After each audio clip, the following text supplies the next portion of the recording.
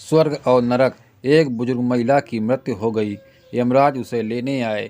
महिला ने यमराज से पूछा, आप मुझे स्वर्ग ले जाएंगे या नरक?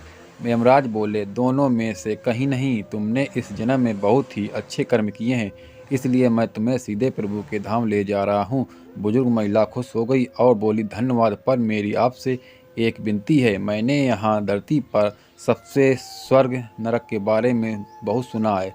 मैं एक बार इन दोनों जगहों को देखना चाहती हूँ। यमराज बोले, तुम्हारे कर्म अच्छे हैं, इसलिए मैं तुम्हारी यह इच्छा पूरी करता हूँ। चलो, हम स्वर्ग और नरक के रास्ते से होते हुए प्रभु के धाम चलेंगे।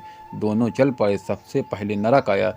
नरक में बुजुर्ग महिला ने जोर जोर से रोने की आवाज़ सुनी। नरक में सभी लोग दुबले पतले और बीमार दिखाई दे रहे थे। महिला ने एक आदमी से पूछा, यहाँ आप सब लोगों की ऐसी हालत क्यों है?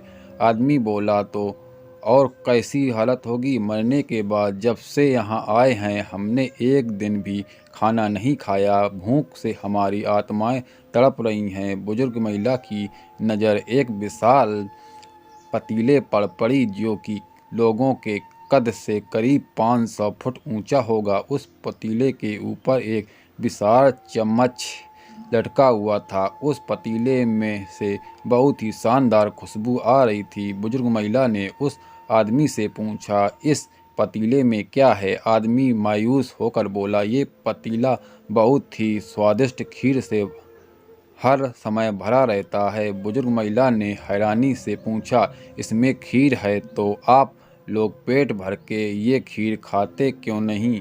भूख से क्यों तड़प रहे हैं? आदमी रो रो कर बोलने लगा, कैसे खाएं? ये पतीला 500 फीट ऊंचा है, इसमें से कोई भी उस पतीले तक नहीं पहुंच पाता। बुजुर्ग महिला को उन पर तरस आ गई। सोचने लगी, बेचारे खीर का पतीला होते हुए भी भूख से बेहाल हैं।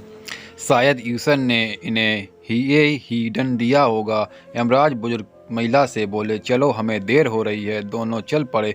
कुछ दूर चलने पर स्वर्ग आया। वहाँ पर बुजुर्ग महिला को सबकी हंसने की, खिलखिलाने की आवाज़ सुनाई दी। सब लोग बहुत खुश दिखाई दे रहे थे। उनको खुश देखकर बुजुर्ग महिला भी बहुत खुश हो गई। पर वहाँ स्वर्ग में भी बुजुर्ग महिला की नज़र वैसे ही 500 फुट ऊंचे पतीले पर पड़ी जैसे नरक में था। उसके ऊपर भी वैसा ही चम्मच लटक रहा था। बुजुर्ग महिला ने वहां लोगों से पूछा, इस पतीले में क्या है? स्वर्ग के लोग बोले, इसमें बहुत स्वादिष्ट खीर है। बुजुर्ग महिला हैरान हो गई। उनसे बोली, पर यह पतीला तो 500 फुट ऊंचा है। आप लोग तो इस तक पहुंच ही नहीं पाते होगे। उस हिसाब से तो आप लोगों को खाना मिलता ही नहीं होगा। आप लोग भूख से बेहाल होंगे। पर मुझे तो आप सभी इतने खुश लग रहे हो। खीर खाते ही महिला बोली, पर कैसे? पतीला तो बहुत ऊंचा है। लोग बोले, तो क्या हो गया? पतीला ऊंचा है तो यहाँ पर कितने सारे पेड़ हैं। ईश्वर ने ये पेड़ पौधे, नदी, झरने हम मनुष्य के उपयोग के लिए तो बनाए हैं।